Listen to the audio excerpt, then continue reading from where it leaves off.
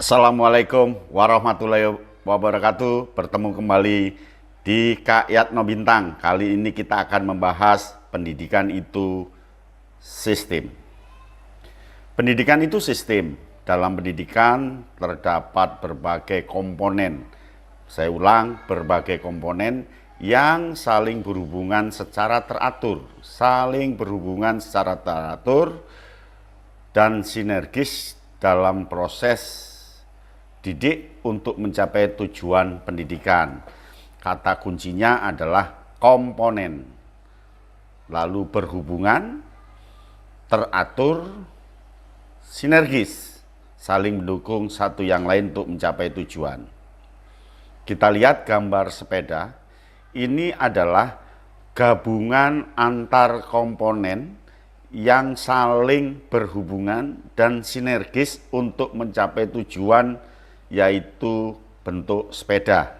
Rodanya berhubungan dengan rantai, berhubungan dengan jari-jarinya, lalu ada setang, ada tempat duduknya, kemudian ada batang pipa yang menghubungkan depan dengan belakang, dan itulah yang namanya sistem yang terkait saling sinergis. Kita lihat perahu di pantai. Dia adalah sebuah sistem karena ada berbagai komponen yang mendukung terbentuknya sebuah perahu yang bisa difungsikan, dimanfaatkan untuk mencapai tujuan tertentu. Ada layar, ada perahunya, papannya, dan ada cadi, serta ada air, ada suasana. Kita lihat tenda berikut. Dia adalah sebuah sistem, ada tendanya, ada bambunya, ada tali, ada tiang yang saling berhubungan dan memberikan manfaat tertentu. Masing-masing komponen mempunyai manfaat, mempunyai peran, dan mempunyai fungsi yang mendukung komponen berikutnya. Paham ya tentang sistem?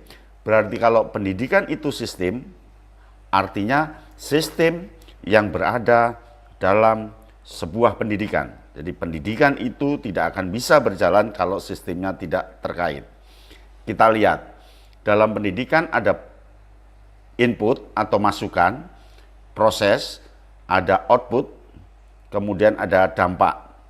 Inputnya terdiri atas para siswa, kemudian siswa itu diproses oleh guru dengan memperhatikan komponen kurikulum, ruang, media dan alat, metode pendidikan, guru, evaluasi, dan komponen yang lain, kemudian berpadu menjadi satu sesuai dengan fungsi, manfaat, dan peran masing-masing. Setiap komponen harus saling mendukung, saling berhubungan, sinergis, dan memiliki kecocokan supaya ada hasil. Sehingga pendidikan itu murid masuk diproses, dia harus berhasil. Artinya dari belum bisa, ketika diproses dia menjadi bisa. Dari belum mampu, diproses dia menjadi mampu. Dari belum jadi, diproses menjadi jadi. Nah, proses itu menentukan karena didukung oleh sistem-sistem tadi. Pendidikan yang jelek ketika sistemnya tidak berjalan. Pendidikan yang tidak bagus ketika prosesnya tidak jalan. Jadi pendidikan ada masukan, ada proses, ada keluaran, dan ada dampak. Input, masukan, proses, lalu output itu keluaran, dan outcome itu dampak. Itulah sistem yang sehat dan bergerak. Oleh karena itu, supaya masukannya bagus, diadakan NA. NA itu need assessment. Artinya kita melihat kebutuhan siswa itu apa, standar siswa bagaimana, sehingga jangan kaget jika setiap pendidikan itu siswanya dites dulu, dilihat dulu kemampuan dan kecocokan dalam proses. Sebab kalau tidak cocok tentu diproses dia tidak akan jalan dan tidak akan mendapatkan hasil. Lalu dikodifikasikan, dikelompok-kelompokkan, itulah siswa yang siap berproses. Nah, penyiapan komponen dipentingkan. Siapa yang menyiapkan? Ya guru sebagai subjek dan komponen yang lain nanti saya jelaskan. Itu yang penting, komponen itu harus direncanakan, harus diukur, harus ditakar ketepatan komponen itu, dan harus tepat, bisa mencapai tujuan dan sesuai dengan situasi dan kondisi. Komponen yang direncanakan tentu ada kemasan seberapa jauh yang diperlukan oleh guru, dalam kondisi apa, di mana, kapan, dan dalam rangka apa. Dibuat rencana yang spesifik. Dan komponen itu diukur sesuai dengan komponen lain, komponen lain, komponen lain. Kemudian ditakar tingkat kecukupannya. Apakah cukup, kurang, atau justru kedodoran melebihi. Contoh, lampu, apakah dia terlalu terang atau gelap? Tentu tidak cocok. Itulah penyiapan komponen. Kemudian pastikan tiap komponen itu siap berhubungan dengan komponen lain. Yang kedua, pastikan dia bisa berhubungan, bisa connecting antara komponen satu dengan yang lain, bisa sinergi, saling mendukung, kemudian teratur geraknya, teratur sehingga mudah diukur, lalu punya ketahanan bekerja tiap komponen itu, dan tentunya cocok dengan guru, cocok dengan murid, cocok dengan alat, cocok dengan media, cocok dengan situasi yang berlangsung seperti itu. Nah, guru harus mampu menguji petik tiap komponen itu. Siap, berhubungan, sinergi, teratur, punya ketahanan, dan cocok. Kadang banyak pengelola pendidikan yang tidak seberapa memperhatikan komponen-komponen ini, mereka asal jalan.